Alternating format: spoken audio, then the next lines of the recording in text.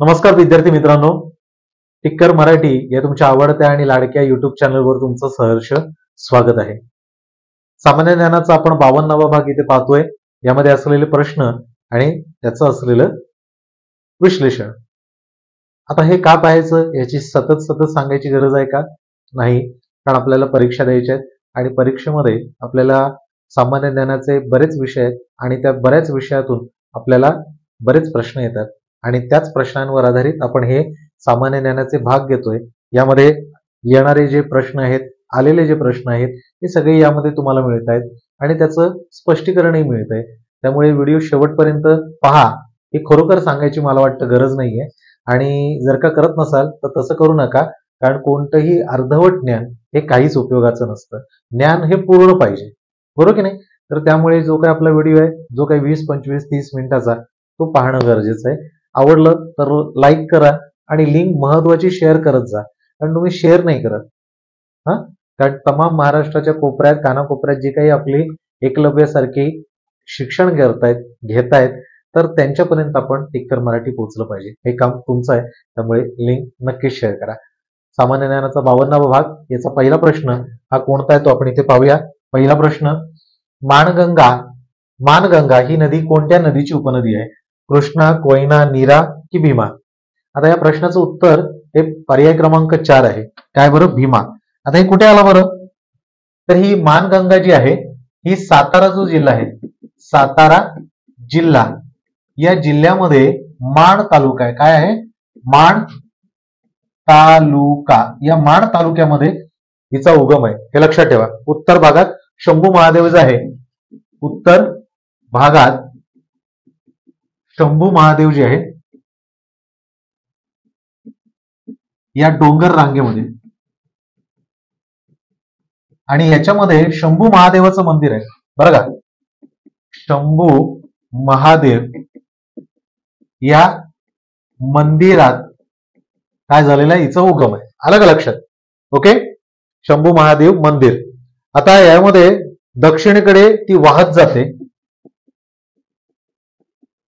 दक्षिणेकडे वाहत जाते. आणि कसं कसं वाहत जाते? तर याच्यामध्ये कुळकजाई, मलवाडी, कुळकजाई,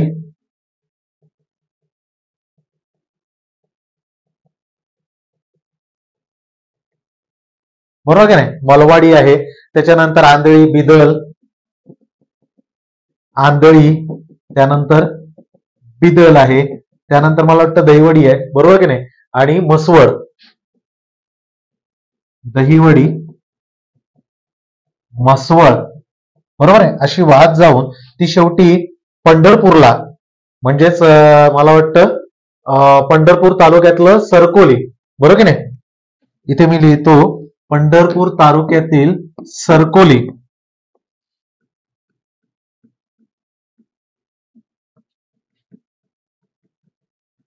या ठिकाणी भीमा जी आहे, या भीमेला काय होतंय? मिळते.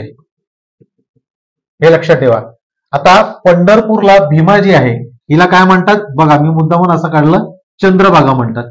हा प्रश्न विचारतात की चंद्रभागा ही कोणत्या नदीला म्हणतात, बरोबर की नाही? पंढरपूरला. आता आपण इथे जे बघितले ते मानगंगा आणि भीमा यांचा जो संगम आहे हा कुठे होतो? सरकोली, पंढरपूर या ठिकाणी. आणि इथे चंद्रभागा म्हणून या नावाने प्रसिद्ध आहे. ओके, म्हणजे सरकोली जे गाव आहे या ठिकाणी भीमेबरोबर हिचा संगम होतो. तर आपलं उत्तर पाहिलेलं आहे. इथे तुम्ही पाहिलेच आहे, बरोबर की नाही? प्रश्नामध्ये काय होतं? तर कोयना हिला महाराष्ट्राची भाग्यलक्ष्मी म्हणतात, बरोबर की नाही? आता याच्यामध्ये कृष्णा आणि भीमेचा संगम कुठे होतो? कुरबुड्डी, बरोबर की नाही? कुठे आलं ते तुम्ही मला सांगायचं कमेंट्स मध्ये, बरोबर की नाही? चला, महाराष्ट्र त्यांचा संगम होत नाही ना. महाराष्ट्र राज्यातील गोदावरी नदीवरील सर्वात लांब पूल या ठिकाणी कोणता आहे? नाशिक, सिरोंचा, नांदेड, परभणी. तर कुठे आहे बरं? सिरोंचाला आहे. आला का लक्षात? आता गोदावरीचा उगम इथे पर्याय क्रमांक 1 मध्ये दिसतोय, तुम्हाला सर्वांनाच माहिती असेल, बरोबर आहे ना? गोदावरीचा उगम कुठे आहे? नाशिक, त्र्यंबकेश्वर. आता महाकुंभमेळा आपण पाहिलाच. महाकुंभमेळा हा 144 वर्षाने येतो, बरोबर की नाही? आता तो येऊन गेला प्रयागराज या ठिकाणी उत्तर प्रदेशला, बरोबर की नाही. आता पुढच्या वर्षी कुंभमेळा आयोजित होणार आहे नाशिक त्र्यंबकेश्वरला, हे लक्षात ठेवा. हाही प्रश्न विचारला जाईल की कोणत्या वर्षी येणार आहे, तर पुढच्या वर्षी येणार आहे, बरोबर की नाही. आता सिरोंचाला आहे, गोदावरीचा उगमही तुम्हाला सांगितला है ना. आता सिरोंचा हा काय आहे सांगा, सिरोंचा कुठे येतो, सिरोंचा हा गडचिरोलीला येतो, गडचिरोली, बरोबर की नाही. गडचिरोलीमध्ये सिरोंचा येतो. आणि सिरोंचा प्रसिद्ध काय आहे, प्रसिद्ध दोन्हीसाठी आहे. एक तर प्रसिद्ध काय आहे, संगम आहे, आणि दुसरा म्हणजे प्रसिद्ध आहे की परीक्षेमध्ये हा प्रसिद्ध काय आहे, तो प्राणहिता, बरोबर आहे. प्राणहिता आणि गोदावरी यांचा संगम जो आहे, हा संगम कुठे होतो, सिरोंचाला होतो, बरोबर की नाही. आधी बघा, ही कुठली आहे, हा बघा, पैनगंगा, वैनगंगा, वर्धा या सगळ्या तिघांचा जो संगम आहे, हा संगम म्हणजे जे काही आहे तिघांचाही प्रवाह, या प्रवाहाला आपण काय म्हणतो, प्राणहिता. म्हणजे वर्धा, वैनगंगा आणि पैनगंगा, आणि हे तिघ प्राणहिता नावाने, आणि गोदावरीला सिरोंचाला यांचा काय होतो, संगम होतो, बरोबर आहे. गोदावरी महाराष्ट्राबाहेर पडते, महाराष्ट्राबाहेर जी पडते ती कुठे पडते, नांदेडला. आणि नांदेड या ठिकाणी तेलंगणा आणि कर्नाटक या दोन्ही राज्यांची सीमा लागते. ती पुन्हा येते कुठे, तर ती गडचिरोलीच्या सीमेवर येते, आणि इथे काय होते, प्राणहिता बरोबर हिचा संगम होतो. आणखी एक नदी आहे, यांचा संगम होतो, बरोबर की नाही. तो संगम तुम्ही मला कमेंट्स मध्ये सांगायचा आहे. ओके, चला पुढच्या प्रश्नाकडे जाऊया. पुढचा प्रश्न कोणता आहे, महाराष्ट्रातील एकूण तालुक्यांची संख्या यापैकी किती आहे. आता महाराष्ट्रातील एकूण तालुके आपण पाहिले तर सर्वांनाच माहिती आहे तालुक्यांची संख्या किती आहे, 358. थोडस आपण आधी मागे बघूया. महाराष्ट्राची निर्मिती झाली, बरोबर आहे. महाराष्ट्र याची निर्मिती, या निर्मिती कधी झाली, 1 मे 1960 ला, बरोबर की नाही. 1 मे 1960. आता या वेळेला आपल्याकडे काय काय होतं पहा, बरोबर आहे. जिल्हे जे होते, जिल्हे, या जिल्ह्यांची संख्या होती, किती होती, 26. सध्या किती आहेत, सध्या आहेत आपल्याकडे 36. किती, 36 जिल्हे. पहिले किती होते निर्मितीच्या वेळेला, 26. महसूल विभाग किती होते, तर महसूल विभाग होते 4. सध्या किती आहेत, 6, बरोबर की नाही. सध्या 6 आहेत. ओके, त्यानंतर तालुके किती होते, हा सुरुवातीला, आता तालुके जे होते ते 235 होते, तालुके लिहितो इथं, बरोबर की नाही. तालुके होते, आता सध्या किती आहेत, 358, बरोबर की नाही. सुरुवातीला 235 होते, किती होते, 235, हे लक्षात ठेवा. पंचायत समिती हे किती होती, आता सध्या किती आहेत, पंचायत समिती 200 म्हणतोय, 351 ना. पंचायत समिती किती बरं, 351 आहे, जे इथे तुम्हाला पर्याय क्रमांक 2 दिसतोय, बरोबर आहे. पंचायत समितीमध्ये अधिकारी जो आहे, कार्यकारी अधिकारी, तो कोण असतो, बीडीओ.